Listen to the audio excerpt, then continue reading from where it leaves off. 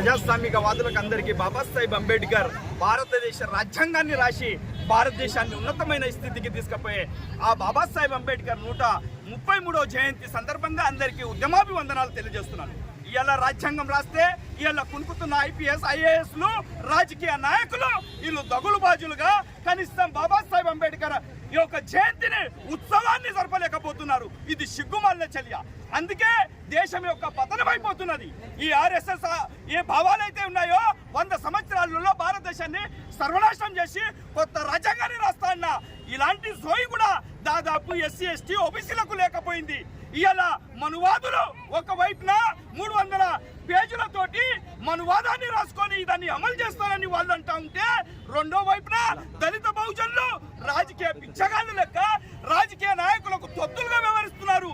మన ఆత్మగౌరవమే లేనప్పుడు ఈ బతుకు ఎందుకు రాని ఆలోచన రాని ఈ ఆలోచనను మీ అందరికీ తెలియజేయాలని ఈ దళిత బహుజనులను ఏకం గండి మన రాజ్యాన్ని తీసుకొచ్చేదానికి కనీసం బాబాసాహెబ్ అంబేద్కర్ వారి యొక్క జీవితాంతం మన గురించి అర్పించారు కనుక వారి ఆలోచన విధానం మేరకే మనం ముందుకు నడదాం. మనువాద సిద్ధాంతాన్ని పొందబెడదాం. దేశ సంపదను కాపాడదాం. దేశ అభివృద్ధిని కాపాడదాం. ఈ విద్యా సంస్థలను కాపాడదాం. మరే వ్యవస్థనంతా సర్వనాశనం చేసి మనవాద సంస్కృతికి వ్యతిరేకంగా పోరాడడానికి ప్రయత్నం చేద్దామని కోరుకుంటున్నాను. నా పేరు మార్వాడి సుదర్శన్, దళిత లిబరేషన్ పార్టీ రాష్ట్ర ప్రధాన కార్యదర్శి.